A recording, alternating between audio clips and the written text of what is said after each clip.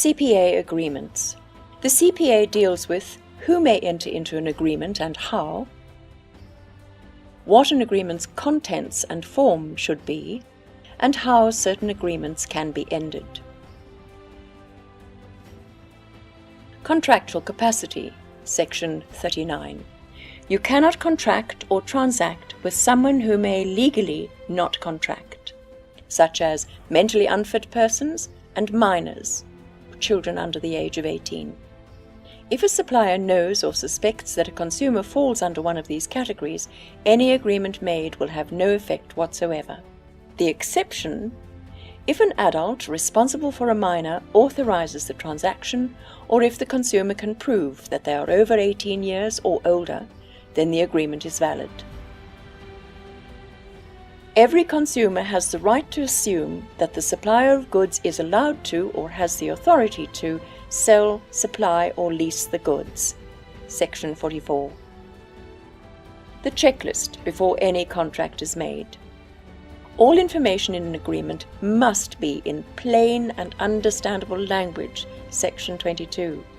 Plain language means that any ordinary consumer with normal literacy skills can understand the whole agreement, including words used, the sentence structure, and the organization of the document.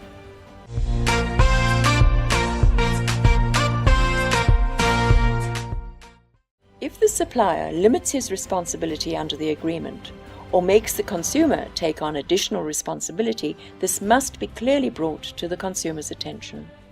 In a repair or maintenance contract, permission is needed from the consumer before any repair or maintenance is to be carried out. Section 15. Actual costs must never exceed the estimated price given unless the consumer approved the additional costs in the beginning. Formalities of the agreement. Written consumer agreements, Section 50.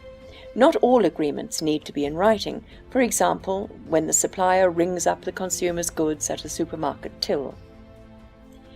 If an agreement is in writing, then it will apply, even if the consumer or supplier did not sign it. If a consumer agreement is not in writing, then a supplier must keep a record of all transactions entered into. This is relevant, for example, where an agreement is concluded over the phone.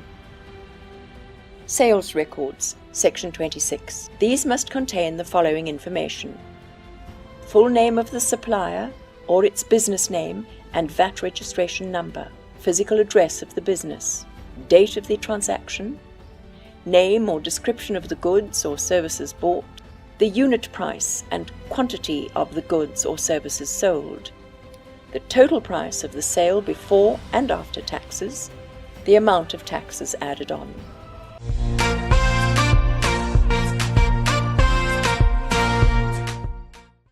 Signing and initialing, Section 2.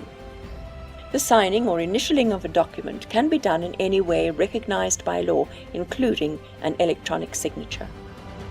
When an electronic signature is used, the supplier must be careful that it is not used for any other purpose. Terms of agreement.